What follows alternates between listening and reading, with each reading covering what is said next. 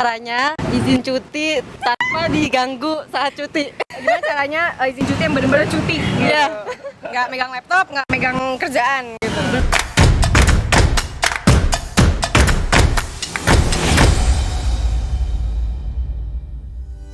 Nah, buat kamu yang baru pertama kali nonton video Ditanya Kak Sam, ya, ini adalah video jenis di mana kita akan melakukan street interview.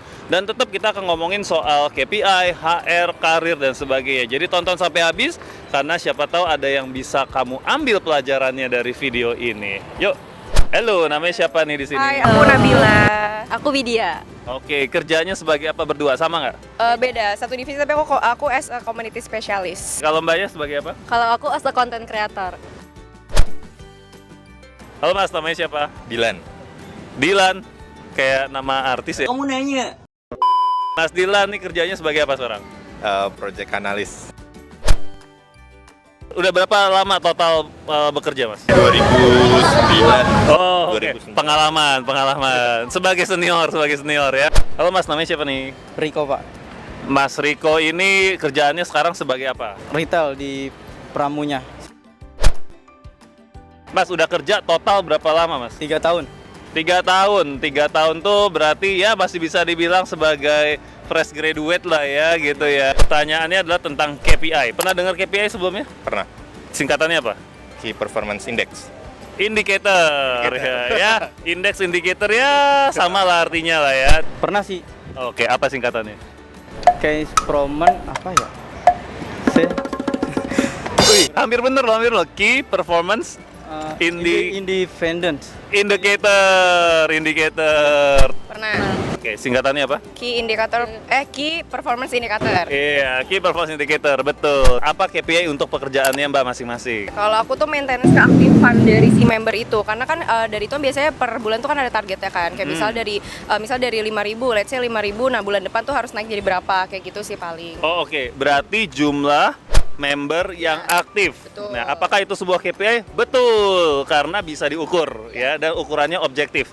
Bukan kayak perasaan suka atau nggak suka ya. Beda dong. Mantap. Nah, kalau content creator apa nih Kalau KPI-nya? aku sendiri KPI-nya sih dari quantity kontennya sih. Untuk sosial media kan kita ada banyak, ada TikTok, ada Instagram juga, dan itu juga tiap sosial media tuh harus ada kuantitinya masing-masing ya. Jadi lebih ke situ sih, dan juga mengarah ke insight dan juga reach dari si sosial media itu Reach-nya sendiri. juga. Ya. Boleh tahu nggak, sebulan kamu ditargetin untuk bikin konten berapa banyak sih? Pengen tahu nih biar netizen tahu. Sebenarnya tergantung sih, beda platform itu beda. Untuk di TikTok sendiri tuh sehari harus ada 3 konten, jadi which is 1 bulan itu berarti 90. Ya, kurang lebih. Itu kamu sendiri yang bikin? Doang. Sebenarnya ada timnya lagi sih. Oke. Ya. Termasuk aku juga Palu Gada. Oh, Apa lu oke. butuh gue bisa. Ngebantuin ya, Iya, bantuin ya. Nah, kalau untuk Instagram sendiri itu biasanya sehari 1 konten, tapi suka ada add-on lain sih. Jadi kadang kalau misalnya itu sehari bisa 3, 2, Belum atau lagi 1 story sih. kan? Belum lagi IG story-nya. Wow, banyak juga ya teman-teman. Benar-benar namanya content creator ya. Jadi kalau saya simpulkan, KPI-nya tadi adalah apakah target atau berapa jumlah konten yang diproduksi, lalu ada dalam 1 bulan, lalu ada jumlah reach-nya juga ya. Wih, mantap nih. Kalau gitu karena dua-duanya benar, saya kasih 50.000 karena syutingnya berdua, jadi 50.000-nya ya.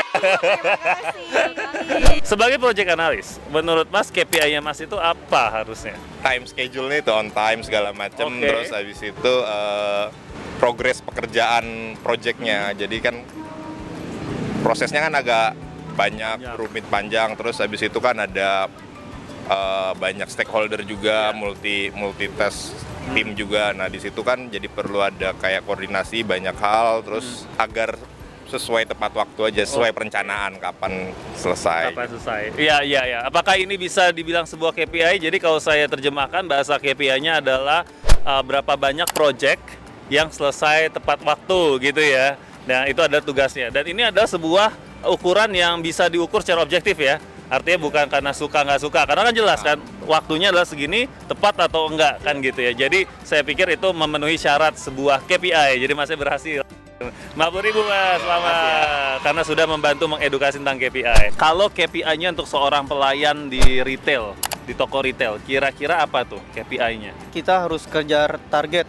Ya targetnya apa itu? Targetnya kayak mencapai sales. Oh, jadi seorang pelayan di toko retail itu harus ditargetkan ada salesnya juga ya? Iya. Oh, bukan hanya melayani dengan sebaik-baiknya ya? Melayani juga Pak, kayak misalkan kita sebagai kasir, ada kasirnya. Di pos kasir itu kita jarang kayak nggak boleh minus gitu. Oh. Dalam 1 bulan itu kita dikasih budget minusnya. Oh gitu, Iya. oke, benar-benar banget. Jadi itu bisa terukur ya. Iya, terukur. Jadi salesnya bisa terukur. Lalu yang kedua adalah berapa rupiah minusnya. Apakah sesuai dengan budgetnya atau lebih dari budgetnya ya? Misalkan budgetnya 10. Mm-mm. Nah, kalau di sebulan ini kita lebih kurang dari budget minusnya, kita bakal dapat KPI itu, Pak. Oh, nilai KPI-nya kita akan bagus. Nilai Oh, KPI-nya. kalau kurang ya. Kalau kurang dari 10. Karena itu batas maksimal ya 10 ya.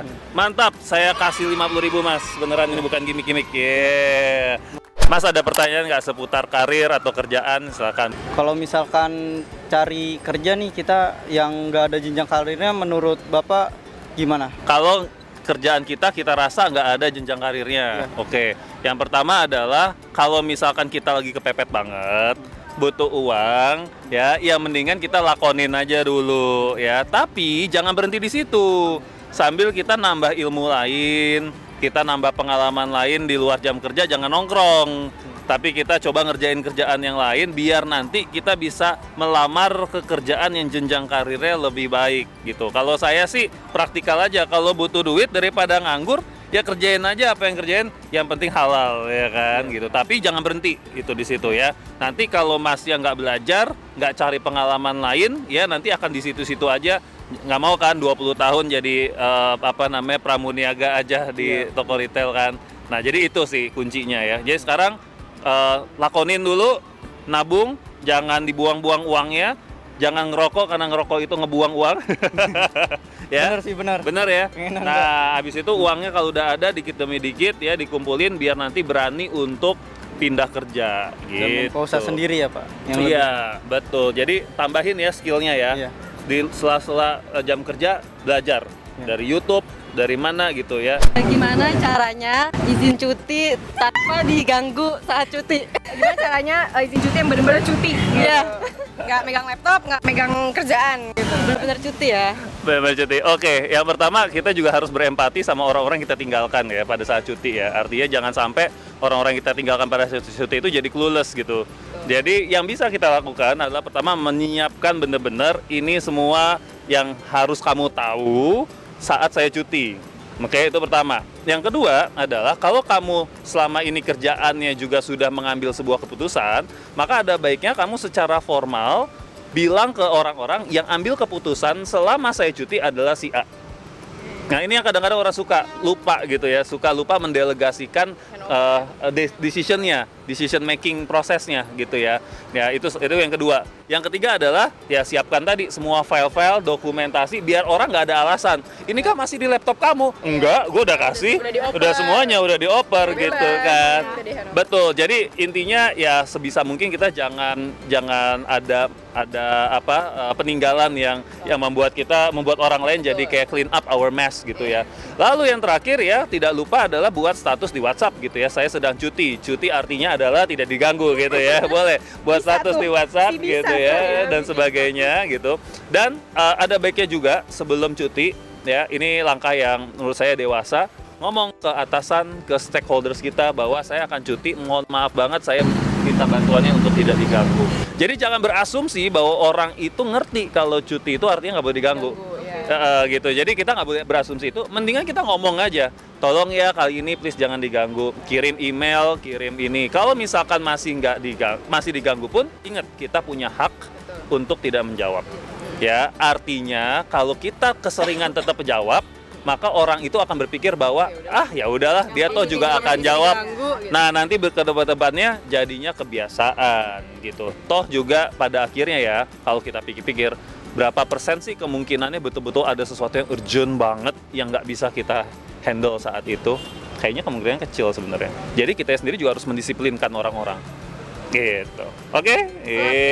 Mantap. Nah, di antara tadi ada pertanyaan-pertanyaan atau jawaban-jawaban yang relevan dan bermanfaat buat kamu nggak? Kalau iya, langsung aja like, share ke orang-orang yang mungkin memerlukan, dan jangan lupa untuk subscribe dan nyalain notifikasi Tanya Kak Sam. Oh iya, kalau ada pertanyaan, tulis aja di komentar ini, kita akan buatin video untuk ngejawab pertanyaan kamu. Bye-bye!